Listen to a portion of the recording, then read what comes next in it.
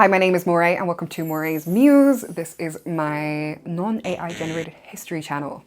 And I wanted to talk about the constitutional standing of the First and Second Triumvirate. You see, pop culturally, we think of two triumvirates in history when it comes to the creation of the Roman Empire. You have the First Triumvirate, which is made of Pompey, Crassus, and Julius Caesar, and we have the Second Triumvirate, which is made of my foe Mark Antony, Octavian, and Lepidus. However, I wanted to talk about why the First Triumvirate wasn't really constitutionally standing and some of the laws that were there during the time of the Roman Republic and that led to the Second Triumvirate being official. And to be honest, the stuff that the Second Triumvirate did in order to make the Triumvirate official was killing most of my favorite people in the Roman Republic of that time. So let's get into it. So before we get into these two differences, because people online are beefing with each other about it, I want to talk about the political history of the late Roman Republic. At the time of the First Triumvirate, we start to see powerful military leaders, and these military leaders were challenging the rigid structures of the republican ideals of that time. Yes, modern historians name the First Triumvirate the First Triumvirate, but it wasn't officially done. I mean, if we look at the Latin, the term tres viri, which means three men, yes, there were three men in both triumvirates, but it wasn't constitutional, the first one. In fact, some historians are calling the First Triumvirate less of a triumvirate, but a conspiraso.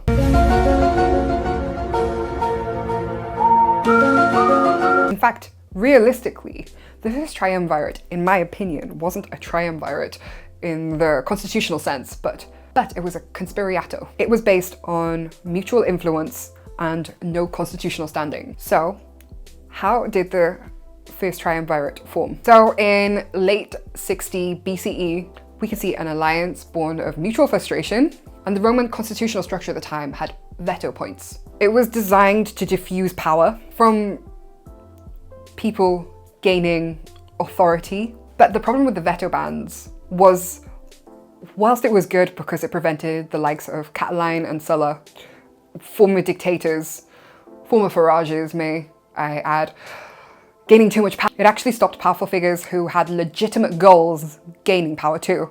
So it wasn't that great. Julius Caesar, Licinius Crassus, and Pompeius Magnus entered into this alliance so they could bypass the veto point. So what was Magnus's role in the First Triumvirate? After the Third Mithridatic War, Magnus needed state approval and distribution for his veterans, and the Senate had repeatedly blocked that. Crassus, everyone's favorite billionaire of the time, aimed to secure financial interests. Pompey needed the state's approval for settlements for his veterans after the Third Mithridatic War. Crassus aimed to secure his financial interests because he was the rich guy at the time, and he wanted to renegotiate tax contracts for Asia, which he controlled. This union was very secret, so they needed Caesar, who gained consulship in 59 BCE, and they used extra legal means, intimidation, street violence.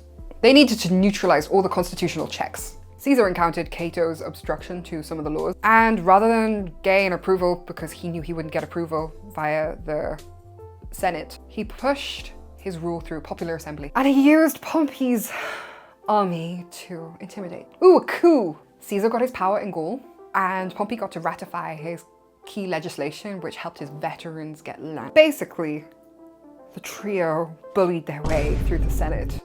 These three colluded so that Caesar, who was consul, could basically do favors for the other two.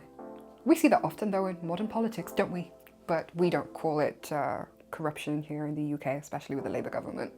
So yes, the First Triumvirate wasn't constitutional. And whilst it was a means to an end, it was very fragile. It counted upon its personal relationships with other members. Caesar, after he fell out with everyone, faced the threat of legal action. The opposition, or the optimates, had ensured that Caesar would be vulnerable to legal problems once his official role expired. Get out. you can see that the alliance's reliance on personal relationships was further exposed at the Conference of Lucca in 50 And this meeting was necessary because all parties were arguing with each other. Three arrogant, ambitious men had a lot of egos. We see Crassus, who falls to his end in the Battle of Carrhae. The two men left, Caesar and Pompey. They fought a little bit and the Library of Alexandria burned down, didn't it? The First Triumvirate, being very, very fragile because it wasn't legally sound, led to Crassus dying and Caesar and Pompey pursuing each other in a civil war. And that's potentially why the Second Triumvirate had to be more legally sound, and that's something that Mark Antony, who realistically was the backbone of the Second Triumvirate, had in mind when him and Fulvia made sure that the likes of Cicero perished so they could get the Second Triumvirate through. The Second Triumvirate, however, it represents a different constitution. I mean, the stuff I've been looking at is that Octavian only came back to Rome to claim his trust fund from Caesar. And look, he ends up roped into the fucking Second Triumvirate and becoming Augustus, sorry. Whilst the Second Triumvirate set out with the official goal of reforming the Republic, their intentions were a lot more bloody. And because of this, the Lex Titia was created. This agreement that was formed by Publius Titius transformed the political alliance of the Second Triumvirate into something that was legally standing, so that the triumvirs of the Second Triumvirate thought they would not make the same mistakes as the first did, if that makes sense. And actually, Octavian, who came to pick up his trust fund, was the only one that benefited because Lepidus was exiled and Mark Antony, well, he was a simp. So, you know, Fulvia did all that work for nothing. The Lex Titia was created, so the Triumvirate was official. But not only this, it stated that there was a period of authority the three had, and it was 5 years, and it states that the Triumvirate, the legislation runs out in 38 BC. The Lex Titia was a game changer, and because it overrode all the existing republican institutions. They had executive authority, and it placed them above all the magistrates in Rome. No wonder Cicero hated those assholes. They could repeal any legislation they wanted, and they did not need the approval of the Senate. The law of the Lex Titia provided that the triumvirs would exercise their powers without sign provocation, without appeal to the people. And there was no rights any longer for the citizens to appeal magistrates' decisions, for example. And then the proscription happened.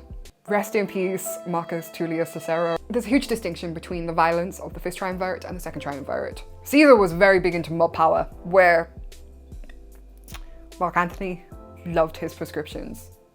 Lepidus to a key as well, but for some reason, I mean, in my head, Octavian was there just to get his trust fund, man. You know what I mean? He didn't expect to create the empire. The First Triumvirate drew its power from each other's influences, but the Second Triumvirate was created pretty much through a coup, and this First Triumvirate gave the veneer of republican governance. However, the Second Triumvirate abandoned the Lex Titia and was done with it. The Second Triumvirate realistically knew that they needed legal power. If you look at the First Triumvirate, it was a catalyst for all the change that was going to happen, from turning Rome into an empire, from being a republic. The Second Triumvirate, you can call it an experiment.